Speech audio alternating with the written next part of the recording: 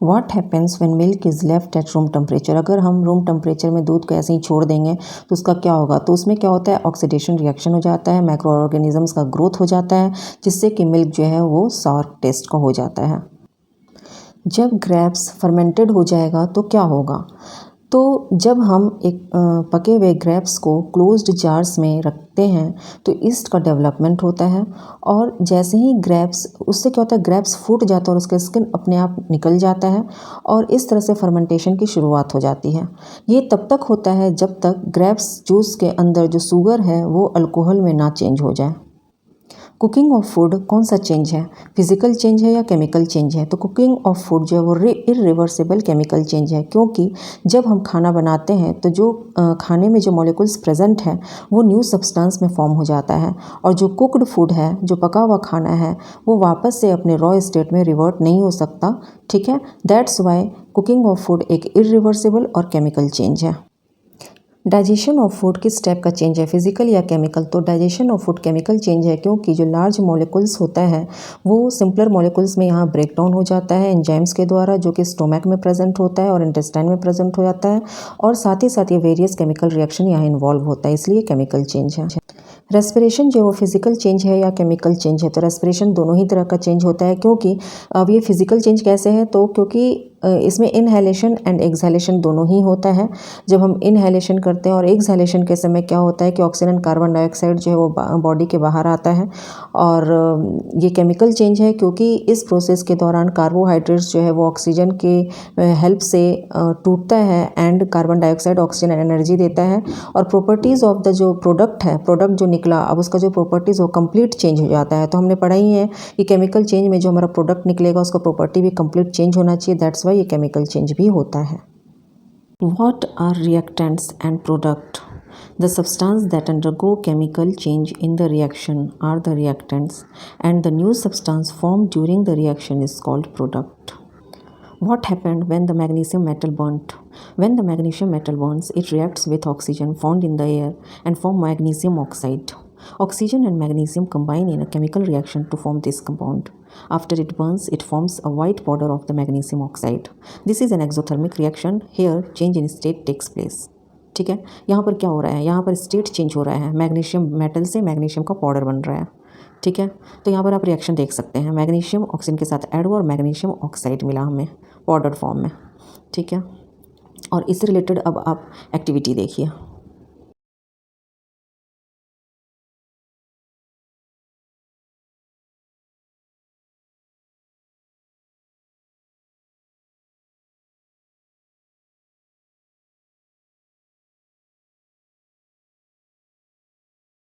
What happened when the lead nitrate reacts with potassium iodide? जब lead nitrate potassium iodide के साथ react करता है तो वहाँ पर आयंस का एक्सचेंज होता है रिएक्टेंट्स के बीच में, और इस तरह से पोटासियम नाइट्रेट फॉर्म करता है KNO3 and yellow precipitate of lead iodide PbI2 form करता है। इसलिए यहाँ पर इस तरह से हम देख सकते हैं, और यहाँ पर क्या होता है, double displacement and precipitation reaction होता है। ठीक है, तो यहाँ पर क्या चेंज हुआ जब ये रिएक्शन हुआ, लेड नाइट्रेट जब पोटासियम आयोडाइड के साथ रिएक्ट, तो क्या चेंज हुआ, यहाँ पे कलर का चेंज हुआ। ठीक है, यहाँ पे change in colour takes place. तो यहाँ पर मैंने रिएक्शन दे दिया है, वो आप देख लीजिए, और इससे रिलेटेड अब आप एक्टिविटी भी देखिए।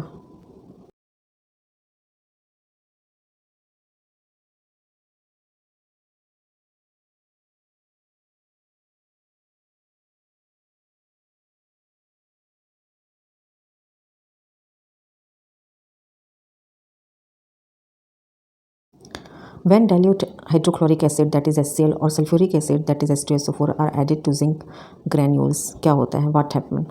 When dilute HCl or sulfuric acid are added to zinc granules, it leads to the formation of zinc chloride. तो इससे क्या होता है, जिंक क्लोराइड सॉल्ट का फॉर्मेशन होता है और हाइड्रोजन गैस का इवोल्यूशन होता है। ये जो गैस इवॉल्व हुआ हाइड्रोजन, वो कलरलेस और ऑर्डरलेस दोनों होता है। तो यहाँ पर क्या समझ में आ रहा है, हमें यहाँ पे ये समझ में आ रहा है कि इस रिएक्शन में थोड़ा सा टेम्परेचर जो है वो राइज हो रहा है, यानी बढ़ रहा है।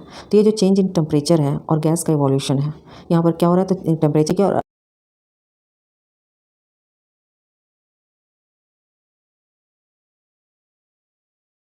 When does a chemical equation is balanced or unbalanced? Answer is count and compare the number of atoms of each element on the LHS and RHS of the arrow of any chemical equations. If the number of atoms of each element is same on both the sides, then the equation is balanced. If not, then the equation is unbalanced because the mass is not the same on both the sides of the equation. What is skeletal chemical equation for a reaction? Answer is if the number of atoms of each element is not same on both the sides of the arrow in a chemical equation, then the equation is unbalanced because the mass is not the same on both sides of the equation. Such a chemical equation is a skeletal chemical equation for a reaction. Why we need to balance a skeletal chemical equation? Answer is according to the law of conservation of mass that we have studied in class 9, mass can neither be created nor destroyed in a chemical reaction. Means the total mass of the elements present in the products of a chemical reaction has to be equal to the total mass of the elements present in the reactants. In other words, the number of atoms of each element remains the same before and after a chemical reaction. Hence, we need to balance a skeletal chemical equation. Why should a magnesium ribbon be cleaned up before burning in air?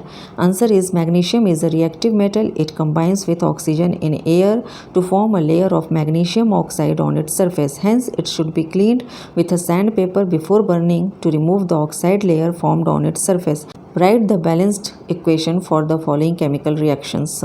Hydrogen plus chlorine give rise to hydrogen chloride. तो answer में आप देख सकते हैं hydrogen के लिए H2 use हुआ है और हाइड्रोजन इज गैस तो सिंपल G लगा है, प्लस क्लोरीन के लिए Cl2 यूज़ हुआ है and chlorine is also in gas form तो G लगा है and then HCl hydrogen chloride. ठीक है, तो ये भी गैस फॉर्म तो सिंबल के लिए G लगा है और ये एक बैलेंस्ड इक्वेशन है. Write the balanced equation for the following chemical reactions. Barium chloride plus aluminium sulfate give rise to barium sulfate plus aluminium chloride. तो यहाँ पर आप देख सकते हैं आंसर में 3BaCl2 that is barium chloride plus Al2SO4 का whole 3 aluminium sulphate give rise to 3BaSO4 यानी barium sulphate plus 2 aluminium chloride AlCl3. तो ये जो है ये आपका बैलेंस्ड केमिकल इक्वेशन है. Write the balanced equation for the following chemical reactions. Sodium plus water give rise to sodium hydroxide plus hydrogen. तो इसका आंसर होगा 2Na. Na मीन्स सोडियम और ये सॉलिड फॉर्म में है तो S सिंबल यूज़ करेंगे plus 2H2O means water. Water जो लिक्विड फॉर्म में है तो इसके लिए सिंबल L यूज़ करेंगे. Give rise to sodium hydroxide 2NaOH जो एक्वस फॉर्म में है तो AQ यूज़ करेंगे सिंबल के लिए plus hydrogen that is H2 जो कि गैस फॉर्म में तो उसके लिए G यूज़ करेंगे सिंबल के लिए. Right a balanced chemical equation with state symbols for the following reactions. तो ये जो रिएक्शन दिया गया उसमें आपको स्टेट सिंबल भी बताना है कि उसमें जो एलिमेंट्स हैं वो किस स्टेट में, सॉलिड लिक्विड गैस एक्वस किस स्टेट में है. तो क्वेश्चन है हमारा solutions of barium chloride and sodium sulphate in water react to give insoluble barium sulphate and the solutions of sodium chloride. तो आंसर देखिए हमारा below is the balanced chemical equation for the given chemical reaction along with the states of the reactants and the products. तो यहाँ पे reactant है BaCl2 जो कि aqueous form में BaCl2 को बेरियम क्लोराइड कहते हैं प्लस सोडियम सल्फेट जिसका फॉर्मूला Na2SO4 वो भी एक्वस फॉर्म है तो एक यूज़ किए हैं. ये जो दोनों हैं वो रिएक्टेंट्स हैं और इधर एरो के बाद आपका प्रोडक्ट यूज़ हो रहा है दैट इज ये reaction barium chloride and sodium sulphate react होगा तो बेरियम सल्फेट देगा BaSO4 जो कि सॉलिड फॉर्म में है प्लस 2NaCl जो कि एक्वस फॉर्म में है. ठीक है, right a balanced chemical equations with state symbols for the following reactions. हमारा जो रिएक्शंस है वो है सोडियम हाइड्रोक्साइड सॉल्यूशन ब्रैकेट में इन वाटर. ठीक है, तो वाटर होने से ही एक्वस फॉर्म हो गया तो आप यहाँ पे जो आंसर उसमें देख सकते हैं sodium hydroxide is that is NaOH और जो कि इन वाटर बोल रहा है तो एक्वस सिंबल हम यूज़ किए AQ. अब वो रिएक्ट कर रहा है हाइड्रोक्लोरिक एसिड सॉल्यूशन जो कि इन वाटर वो भी दिया हुआ है तो HCl हाइड्रोक्लोरिक एसिड का मतलब होता है HCl जो भी इन वाटर के फॉर्म में है तो दैट इज़ वो भी एक्वस फॉर्म होगा तो इसके लिए हम लोग सिंबल यूज़ किए AQ एंड देन वो दे रहा है तो एरो लगाया to produce arrow. Sodium chloride का फॉर्मूला है NaCl जो कि सोडियम क्लोराइड सॉल्यूशन है तो सॉल्यूशन होने की वजह से वो भी हो गया एक्वस AQ प्लस वाटर के साथ कुछ भी नहीं दिया है लेकिन हमें पता है कि वाटर अपने लिक्विड फॉर्म में रहता है तो वाटर के साथ सिंबल हमने लगाया L. ठीक है, how new substance forms in chemical reactions. किसी भी केमिकल रिएक्शंस में न्यू सब्सटेंस कैसे फॉर्म करता है. तो एक्चुअली केमिकल रिएक्शंस में क्या होता है, केमिकल रिएक्शंस में बॉन्ड्स जो एटम्स हैं उनके बीच का जो बॉन्ड है वो टूटता है और बनता है. तो केमिकल रिएक्शन के समय ऐसा बिल्कुल नहीं होता कि कोई भी एलिमेंट जो है वो दूसरे एलिमेंट में चेंज हो जाएगा या फिर अचानक से डिसअपियर हो जाएगा उस मिक्सचर से और अचानक से अपियर हो जाएगा कहीं भी, ऐसा बिल्कुल भी नहीं है. ठीक है, तो अगर आपसे ये क्वेश्चन पूछा जाए कि किसी भी केमिकल रिएक्शन में न्यू सब्सटेंस कैसे फॉर्म करता है तो आपको सीधा सीधा ये ध्यान रखना है कि जो केमिकल रिएक्शन होता है उसमें बॉन्ड्स का टूटना और बनना होता है। तो इस तरह से जब वो बनता है तो न्यू सब्सटेंस के रूप में हमें दिखता है। ठीक है, how many types of chemical reactions you are going to study in this chapter. तो ये जो चैप्टर हमारा केमिकल इक्वेशंस एंड रिएक्शंस में, इसमें कितने तरह का आप केमिकल रिएक्शंस जो हैं वो स्टडी करते हैं। तो इसमें हम 5 रिएक्शंस को स्टडी करते हैं। नंबर 1 है कॉम्बिनेशन, नंबर 2 है डिकम्पोजिशन, नंबर 3 है displacement, number 4 double displacement and number 5 is oxidation and reduction. What is combination reaction, state with examples. तो आंसर होगा reaction in which single product is formed from 2 or more reactant is known as combination reaction. जब भी 2 या 2 से अधिक reactant जो combine होकर वो सिंगल प्रोडक्ट फॉर्म होता है, जैसे फॉर एग्जांपल यहाँ पर क्विक लाइम वाटर के साथ ऐड होकर कैल्शियम हाइड्रोक्साइड जिसे हम स्लेक्ट लाइम कहते हैं वो हमें मिल रहा है, तो ऐसे रिएक्शन को हम कॉम्बिनेशन रिएक्शन कहते हैं। What is decomposition reaction, state with example. The reaction in which a single reactant, कोई भी रिएक्शन जिसमें कि एक सिंगल रिएक्टेंट टूट कर सिंपलर प्रोडक्ट्स दे, 2 या 2 से अधिक प्रोडक्ट दे, उसको डिकम्पोजिशन रिएक्शन कहते हैं। फॉर एग्जांपल आप यहाँ देख सकते हैं लाइमस्टोन जिसको कैल्शियम कार्बोनेट भी कहते हैं, CaCO3, वो टूट कर कैल्शियम ऑक्साइड जिसे हम क्विक लाइम भी कहते हैं प्लस कार्बन डाइऑक्साइड गैस दे रहा है। ठीक है, तो ऐसे रिएक्शन को हम डिकम्पोजिशन रिएक्शन कहेंगे। What is displacement reaction, state with examples. In any reaction when the element displace or remove another element from the given solution.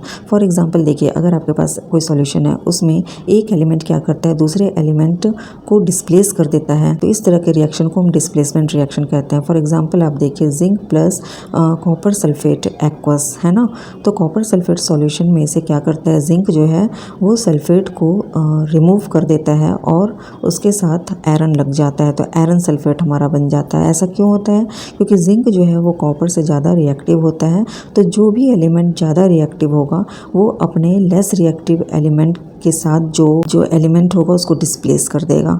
ठीक है, तो जिंक बहुत ज़्यादा रिएक्टिव है और कॉपर बहुत ही कम रिएक्टिव है, तो कॉपर के साथ जो भी एलिमेंट है उसको जिंक हटा देगा, रिमूव कर देगा। What is double displacement reaction, a reaction in which there is an exchange of ions between the reactants take place are called double displacement reaction. जिस भी रिएक्शन में जो रिएक्टेंट्स होते हैं उनके बीच में अगर आयंस का एक्सचेंज होता है तो ऐसे रिएक्शन को डबल डिस्प्लेसमेंट रिएक्शन कहते हैं। आप एग्जाम्पल में देख सकते हैं sodium sulphate and barium chloride में क्या हो रहा है कि सोडियम सल्फेट का सल्फेट बेरियम के पास जा रहा है और बेरियम क्लोराइड का जो क्लोराइड है वो सोडियम के पास जा रहा है। तो इस तरह से हम देख रहे हैं कि कैसे आयंस का एक्सचेंज हो रहा है, तो ये डबल डिस्प्लेसमेंट रिएक्शन कहलाएगा।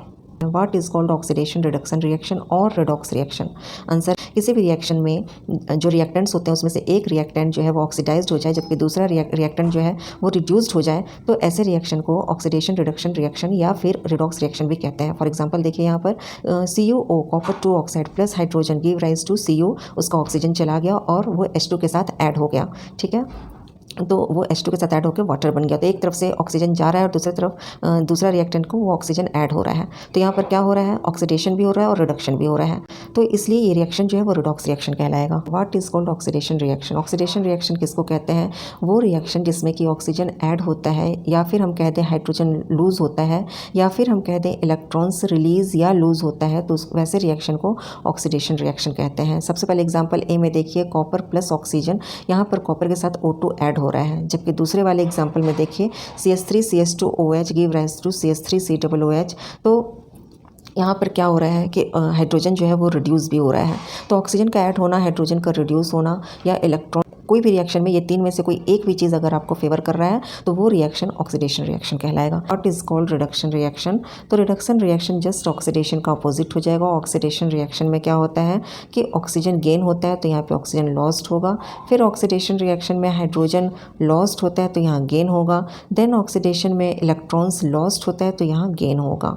ठीक है, तो जस्ट अपोजिट आप कर लो, कोई किसी का एक कर लो, ऑक्सीडेशन कर लो या रिडक्शन कर लो, उसका जस्ट अपोजिट ही वो ऑक्सीडेशन या रिडक्शन होगा। तो चलिए एग्जांपल देखते हैं। आप यहाँ पर देख सकते हैं एग्जांपल में कॉपर ऑक्साइड जो है CuO, उसके साथ हाइड्रोजन ऐड हो रहा है। What is called precipitation reaction, तो आंसर होगा एनी रिएक्शन, कोई भी रिएक्शन जिसमें कि प्रेसिपिटेट फॉर्म होता है उसको प्रेसिपिटेशन रिएक्शन कहते हैं। इसका बेस्ट एग्जाम्पल आप देखिए, पोटासियम क्लोराइड जब सिल्वर नाइट्रेट के साथ रिएक्ट करता है तो वो सॉलिड सिल्वर क्लोराइड देता है एंड पोटासियम नाइट्रेट देता है। ठीक है, इसमें क्या होता है कि आप देख सकते हैं पोटासियम क्लोराइड एक्वस फॉर्म में है, सिल्वर नाइट्रेट एक्वस फॉर्म में है, पोटासियम नाइट्रेट एक्वस फॉर्म में है, लेकिन सिल्वर क्लोराइड जो है वो सॉलिड फॉर्म में हमें मिलता है जो कि उस सॉल्यूशन में अब वो इनसॉल्युबल है, तो इस वजह से ये एक प्रेसिपिटेट कहलाता है। तो ऐसे रिएक्शन को हम प्रेसिपिटेशन रिएक्शन कहते हैं। What happen when you slowly add water to calcium oxide और क्विक लाइम, जब आप क्विक लाइम या कैल्शियम ऑक्साइड किसी एक बीकर में लेते हो और धीरे से उसमें वाटर ऐड करते हो तो क्या होता है, तो ऐसे केस में रिएक्शन होता है और वो रिएक्शन जो है वो दोनों जो कैल्शियम ऑक्साइड यानी क्विक लाइम और वाटर जो है वो दोनों ऐड होता है और एक प्रोडक्ट देता है जिसे हम कैल्शियम हाइड्रोक्साइड कहते हैं, जो कि स्लेक्ड लाइम कहलाता है। और इस वजह से जब दो रिएक्टेंट हैं और वो ऐड होकर एक प्रोडक्ट दे रहा है तो इसको कॉम्बिनेशन रिएक्शन कहते हैं। इस रिएक्शन में large amount of heat release होता है और इसकी वजह से ये एक्सोथर्मिक रिएक्शन भी कहलाता है। क्वेश्चन है हमारा, after white washing what gives a shiny finish to the walls. जब हम व्हाइट वॉशिंग करते हैं अपने वॉल पे तो ऐसा क्या चीज़ है जो उस वॉल को शाइनी फिनिश देता है, तो आंसर आप देखिए, after white washing the walls calcium hydroxide. जब हम व्हाइट वॉशिंग करते हैं वॉल को तो कैल्शियम हाइड्रोक्साइड, जब ये कैल्शियम हाइड्रोक्साइड जो है वो एयर में जो प्रेजेंट है कार्बन डाइऑक्साइड उसके साथ ये स्लोली रिएक्ट करता है। जब हम व्हाइट वॉशिंग करते हैं तो उसके 2 से 3 दिन बाद कैल्शियम कार्बोनेट फॉर्म होता है वॉल्स पे, जो कि उस वॉल को शाइनी फिनिश देता है। तो आप यहाँ पे रिएक्शन में देख सकते हैं, जब कैल्शियम हाइड्रोक्साइड कार्बन डाइऑक्साइड के कॉन्टैक्ट में आता है तो कैल्शियम कार्बोनेट बनता है और वाटर बनता है। Give a reaction for the formation of slaked lime and also tell what type of reaction it is. तो स्लेक्ड लाइम का हमें फॉर्मेशन बताना है, उसके लिए हमें एक रिएक्शन बताना है। तो स्लेक्ड लाइम जो है वो quick lime that is calcium oxide जिसे हम क्विक लाइम कहते हैं, उसमें अगर हम वाटर ऐड करेंगे तो हमें स्लेक्ड लाइम मिलेगा प्लस हीट। ये एक कॉम्बिनेशन रिएक्शन है क्योंकि यहाँ पर जो सिंगल प्रोडक्ट है वो फॉर्म हो रहा है 2 और मोर रिएक्टेंट से, ठीक है। तो सिंगल प्रोडक्ट क्या मिला हमें, स्लेक्ड लाइम, और इसके लिए जो रिएक्टेंट था वो था quick lime that is calcium oxide and water. Give a reaction for the burning of coal and also tell what type of reaction it is. तो हमें एक रिएक्शन देना है बर्निंग ऑफ कोल का और ये भी बताना ये रिएक्शन किस टाइप का है। तो बर्निंग ऑफ कोल का जो रिएक्शन होगा वो होगा carbon plus oxygen give rise to carbon dioxide. तो ये एक कॉम्बिनेशन रिएक्शन है क्योंकि यहाँ पर सिंगल प्रोडक्ट मिल रहा है हमें टू और मोर रिएक्टेंट से। रिएक्टेंट क्या है, कार्बन एंड ऑक्सीजन, और सिंगल प्रोडक्ट क्या है हमारा, कार्बन डाइऑक्साइड। तो अगर आपको मेरा ये वीडियो पसंद आया तो please like and subscribe my channel. Give a reaction for the formation of water and also tell what type of reaction it is. तो वाटर का फॉर्मेशन का जो रिएक्शन है वो है 2s2 + O2 give rise to water. ये एक combination reaction है क्योंकि यहाँ पर सिंगल प्रोडक्ट वाटर फॉर्म हो रहा है from 2 or more reactant that is hydrogen and oxygen से। Give a reaction for the burning of natural gas and also tell what type of reaction it is. तो natural gas के burning का आपको reaction बताना और ये भी बताना कि रिएक्शन किस टाइप का है। तो रिएक्शन देखिए क्या होगा, CH4 दैट इज जिसे हम मीथेन भी कहते हैं plus O2 oxygen give rise to carbon dioxide plus water. तो नेचुरल गैस का बर्निंग का यही रिएक्शन है और ये जो रिएक्शन है वो एक्सोथर्मिक है क्योंकि इस रिएक्शन में हीट रिलीज हो रहा है, प्रोडक्ट के साथ हीट भी रिलीज हो रहा है। Respiration is an exothermic process. Why, क्यों रिस्पायरेशन एक एक्सोथर्मिक प्रोसेस है? तो इसका आंसर ये होगा, हमें पता है एक्सोथर्मिक प्रोसेस वो होता है जिसमें हीट प्रोड्यूस होता है, तो रिस्पायरेशन के समय हीट जो है वो प्रोड्यूस होता है, इसलिए ये एक्सोथर्मिक प्रोसेस है। दूसरा, इसके डिटेल में हम देखें तो देख सकते हैं कि the carbon dioxide in the food. Respiration के समय क्या होता है कि फूड में जो कार्बन डाइऑक्साइड प्रेजेंट होता है वो टूटता है और वो ग्लूकोज फॉर्म करता है, ठीक है। इस प्रोसेस के दौरान ग्लूकोज का फॉर्मेशन होता है। अब ये जो ग्लूकोज है वो हमारे सेल्स के ऑक्सीजन से रिएक्ट करता है और large amount of energy release करता है। That's why respiration is an exothermic process. What is the chemical formula for marble? Give a reaction for the formation of marble. तो मार्बल का chemical formula क्या होता है? मार्बल का chemical formula CaCO3 that is calcium carbonate होता है। इसका formation हम देखते हैं। तो कैल्शियम कार्बोनेट कैसे फॉर्म होता है? कैल्शियम हाइड्रोक्साइड जो कि एक्वस फॉर्म में होगा, उसमें कार्बन डाइऑक्साइड जो कि गैस फॉर्म में होगा, अगर ये दो रिएक्ट करते हैं तो हमें कैल्शियम कार्बोनेट सॉलिड फॉर्म में देते हैं प्लस वाटर लिक्विड फॉर्म में देते हैं। हेलो फ्रेंड्स, तो ये सारे क्वेश्चन एनसीईआरटी के बीच से लिए गए हैं, एक लाइन से लिए गए हैं कि उसमें एनसीईआरटी के बीच से ही क्वेश्चन पूछा जाता है। तो ये जो क्वेश्चंस हैं वो टीचिंग, रेलवे, जो कॉम्पिटिटिव एग्जाम्स की तैयारी कर रहे हैं उनके लिए एंड स्कूल स्टूडेंट्स के लिए बहुत ही ज़्यादा इंपॉर्टेंट है क्योंकि ये सारे क्वेश्चंस प्रीवियस ईयर पेपर में आ चुके हैं। तो चलिए देखते हैं। What are called exothermic reaction? Give examples. Exothermic reaction क्या होता है आपको एग्जाम्पल के साथ बताना है। तो एक्सोथर्मिक रिएक्शन वो रिएक्शन होता है जिसमें कि हीट रिलीज होता है, प्रोडक्ट जो फॉर्म होता है उसके साथ हीट भी रिलीज होता है। तो ऐसे ही रिएक्शन को हम एक्सोथर्मिक रिएक्शन कहते हैं। हमारे पास बहुत सारे एग्जाम्पल है जिसमें से मेन इंपॉर्टेंट एग्जाम्पल मैं आपको बता रही हूँ। जब हम नेचुरल गैस का बर्निंग करेंगे या रिस्पायरेशन होगा या फिर वेजिटेबल मैटर जब डिकम्पोज होकर कंपोस्ट बनता है तो ऐसे केस में हीट रिलीज होता है और ये सारे जो प्रोसेस हैं, ये सारे जो रिएक्शंस वो एक्सोथर्मिक कहलाते हैं। Give example of a decomposition reaction used in various industries. आपको एक डिकम्पोजिशन रिएक्शन का एग्जांपल देना है जो कि डिफरेंट इंडस्ट्रीज़ में बहुत ही अच्छे से यूज़ होता है। तो ये एग्जांपल होगा कैल्शियम कार्बोनेट का डिकम्पोजिशन, ठीक है। जब कैल्शियम कार्बोनेट डिकम्पोज होता है तो वो देता है calcium oxide and carbon dioxide. और ये कैसे डिकम्पोज होता है, जब हम इसमें हीट डालते हैं। तो ये बहुत ही ज़्यादा इंपॉर्टेंट डिकम्पोजिशन है जो वेरियस इंडस्ट्रीज़ में यूज़ होता है। Give important use of calcium oxide और लाइम, जिसे हम लाइम भी कहते हैं। तो इसका इंपॉर्टेंट यूज़ आपको बताना है। तो calcium oxide that is lime का जो इंपॉर्टेंट यूज़ है वो है सीमेंट के मैन्युफैक्चरिंग में ये बहुत अच्छे से यूज़ होता है, पेपर के मैन्युफैक्चरिंग में यूज़ होता है, ये हाई ग्रेड स्टील के मैन्युफैक्चरिंग में यूज़ होता है। इसे लेबोरेटरीज़ में रिएजेंट के रूप में यूज़ भी किया जाता है। इसे लेबोरेटरी में रिएजेंट के रूप में यूज़ किया जाता है for dehydration, precipitation reaction etcetera. ये चीपेस्ट अल्कली है जो कि एक इम्पॉर्टेंट इंग्रेडिएंट के रूप में अवेलेबल है, ठीक है। और ये कॉस्टिक सोडा के मैन्युफैक्चरिंग के लिए बहुत ही ज़्यादा इंपॉर्टेंट है। Define thermal decomposition reaction, give its example.